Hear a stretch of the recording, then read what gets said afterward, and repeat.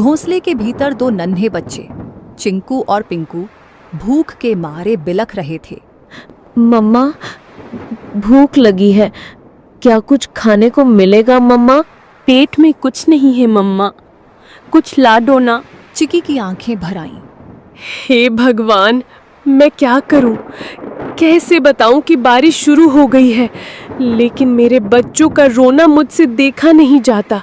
भीगूंगी, गिरूंगी, चाहे जो हो, लेकिन इन्हें भूखा नहीं देख सकती। रुको मेरे लाल, मम्मा कुछ ले आएगी, चाहे जान ही क्यों ना चली जाए। परंतु एक बात याद रखना, जब तक मैं नहीं आऊं, घोंसले में से बाहर भी मत देखना और बाहर भी मत निकलना, समझ गए ना? चिड़िया खाना लेने के लिए चली जाती है। अब इन दो बच्चों की माँ घर पर नहीं थी और बच्चे घोंसले में अकेले थे। उनके लिए यह पहली बारिश थी जो उन्हें किसी अजूबे से कम नहीं लग रही थी।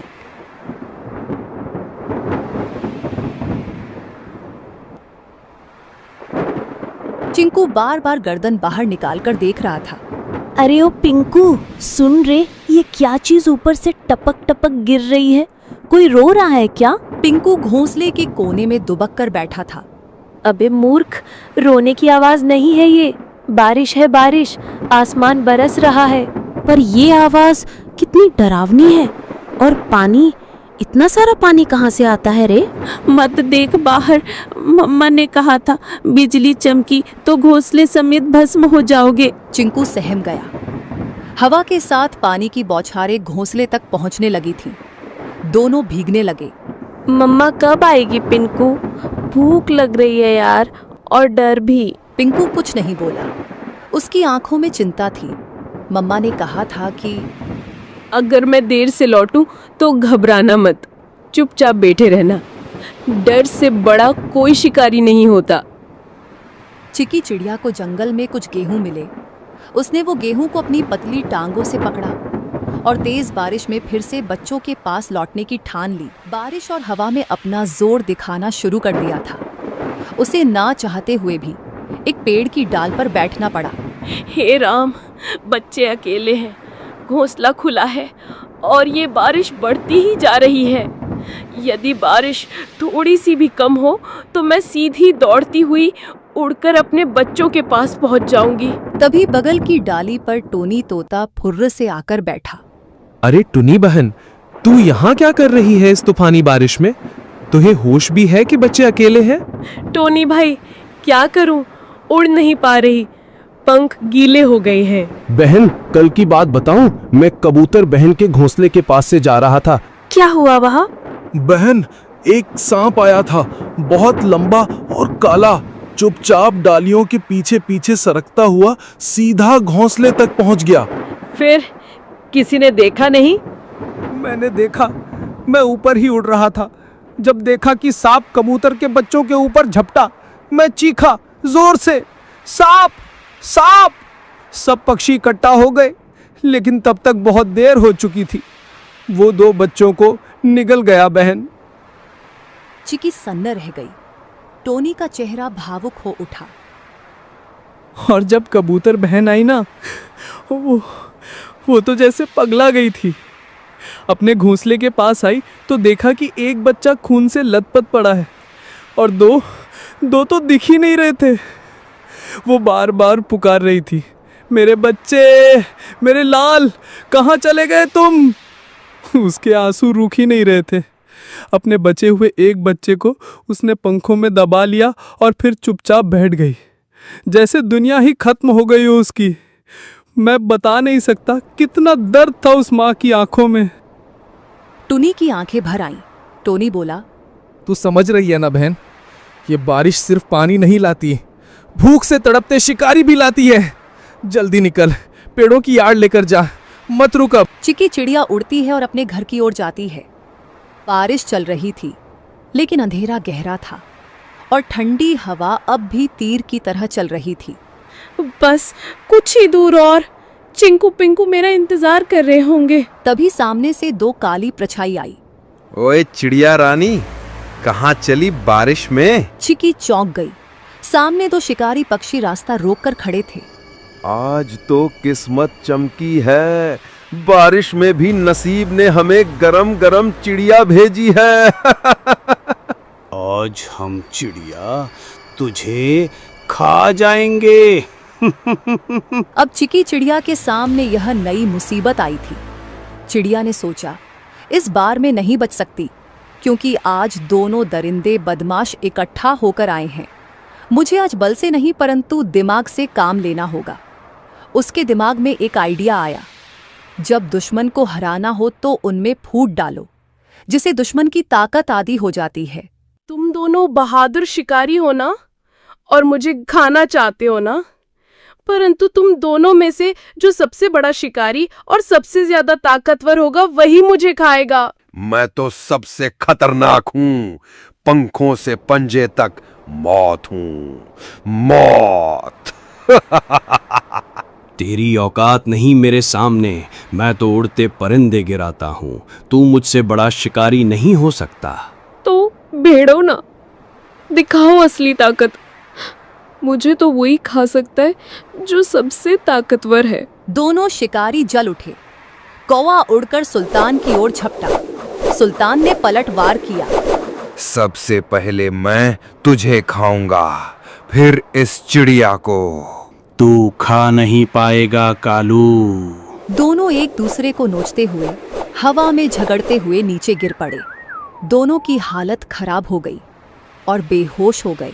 चिकी इसी मौके का फायदा उठाते हुए चुपचाप वहां से जल्दी उड़ते हुए निकल गई। उसके मन में एक ही बात थी, बच्चों तक पहुंचना है, बस अब देर नहीं। चिंकू और पिंकू कांपते हुए बैठे थे। बारिश अब थम चुकी थी, लेकिन डर अब भी घोंसले में था। तभी हवा में एक जानी पहचानी गंध आई। चिंकू, मेरे पिंकू, मैं लौट आई। मम्मा, हम कब से राह देख रहे थे कि आप कब आएंगी। मेरे लाल, तुम दोनों ठीक हो ना? डर तो नहीं लगा? बहुत डर लगा मम्मा, बिजली भी चमक रही थी। चिंकू बार बार बाहर देख रहा था, मैं तो कह रहा था ना जल जाएगा। बेटा, कभी कभी डर जरूरी होता है, लेकिन बहादुरी ये है कि डर के बाद भी टिके रहो। तुम दोनों ने बहादुरी दिखाई। पंखों में छुपाए हुए गेहूं को निकालकर मजेदार खाना बनाया और बच्चों को दिया। बच्चों ने भूख के कारण खाना खा लिया। अगली सुबह बारिश तो रुक चुकी थी, लेकिन घोंसले में सन्नाटा था। सूरज की हल्की रोशनी घोंसले में पड़ी तो चिकी ने देखा, चिंकू एक कोने में पड़ा कांप रहा था। उसकी आंखें आधी खुली थी और शरीर तप रहा था। चिंकू, ओ बेटा, क्या हुआ तुम्हें? मम्मा, बहुत गर्मी लग रही है, पूरा बदन चल रहा है। हे भगवान, बुखार इतनी तेज, अब मैं क्या करूं? मम्मा, चिंकू को क्या हो गया? ये तो बोल भी नहीं पा रहा है ठीक से। चिकी ने खुद को संभालने की कोशिश की, लेकिन उसकी आंखों में आंसू भर आए। तू ठीक हो जाएगा बेटा, मम्मा यहीं है, कुछ करेगी, कुछ जरूर करेगी। उसने चिंकू को अपने पंखों में लपेट लिया। दिन भर वो उसके पास बैठी रही, चिंकू को साल भी दे दी। अगली सुबह जैसे ही सूरज निकला, टुनी को पिंकू की हल्की खांसी सुनाई दी। मम्मा, मुझे भी कुछ अजीब लग रहा है, सर भारी है। नहीं, अब तू भी? ये क्या हो रहा है मेरे बच्चों को? हे भगवान, मैंने कौन सा पाप किया? भूख मिटाने चली तो बारिश आई, बारिश में निकली तो शिकारी आए, और शिकारी से बचकर आई तो अब ये बुखार। क्या मेरी ममता की परीक्षा ले रहे हो तुम?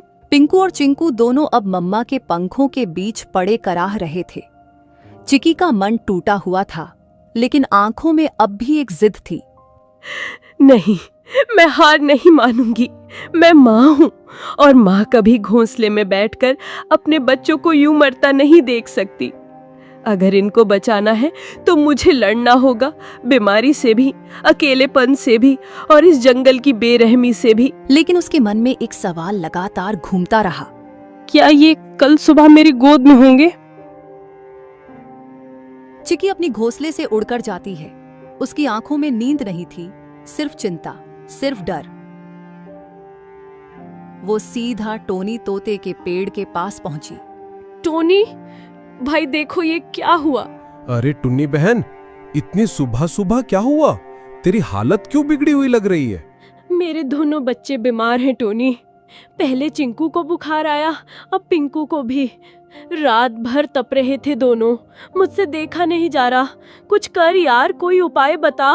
रुक, सुन, मुझे याद है जंगल के उस पार एक चूहा डॉक्टर है, बहुत समझदार।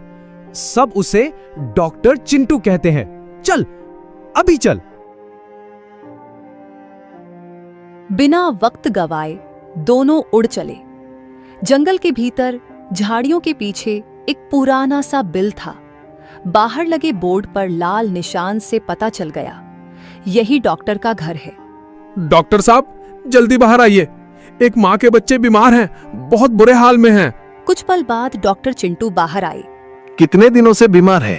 2 दिन से, लेकिन रात में हालत और बिगड़ गई। ले चलो मुझे, मैं खुद देखूंगा। कुछ देर में तीनों घोंसले पर पहुंचे। डॉक्टर ने बच्चों को चेक कर लिया। ये साधारण बुखार नहीं है, ये वायरल है। बच्चों के शरीर में लड़ने की ताकत नहीं बची है। तो क्या ये मर जाएंगे? मैं कुछ नहीं कह सकता। मैं दवा दूंगा, अगर ऊपर वाले ने चाहा तो बच जाएंगे, पर मैं कोई गारंटी नहीं देता। तुम तो डॉक्टर हो, तुम्हारे पास उम्मीद होनी चाहिए। मैं दवा दे सकता हूं बहन, चमत्कार नहीं। जब शरीर साथ नहीं देता तो दवा भी हार जाती है। अब ये तेरी ममता और भगवान की मर्जी पर है। चिकी जानती थी अब उसके हाथ में कुछ नहीं बचा था। वो निकल पड़ी एक उम्मीद में। वो जा रही थी उस पेड़ की ओर जो जंगल के बीचों बीच सबसे ऊंचा था, एक ऐसा स्थान जिसे पक्षी शांत शिखर कहते थे। वहां कोई शिकारी नहीं आता, न चीलें बैठती हैं, न कौवे मंडराते। ये कोई आम डाल नहीं थी, ये वो जगह थी जहां आकाश और आत्मा एक हो जाते हैं, जहां हर पत्ता, हर हवा, हर किरण साक्षात ब्रह्मांड की भाषा बोलती है। चिकी वहां पहुंची, कांपती, थकी हुई लेकिन जिंदा उम्मीद से भरी हुई। उसने आंखें बंद की और गहराई से सांस ली। हे ब्रह्मांड, मैं तुझसे मांगने नहीं आई, मैं तेरे आगे झोली नहीं फैला रही, मैं तुझसे लड़ने आई हूँ अपने बच्चों के लिए। उसकी आवाज जंगल में गूंज उठी। मैं एक चिड़िया हूँ, हाँ मामूली, पर मेरी ममता मामूली नहीं। तूने मुझे पंख दिए हैं, लेकिन आज मैं उनसे आसमान नहीं, तुझसे जवाब मांग रही हूँ। क्यों मेरे बच्चों को तूने इस बुखार की आग में झोंका? तू ही बता।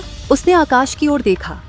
उसका शरीर कांप रहा था, लेकिन उसकी आवाज पत्थर तोड़ देने वाली थी।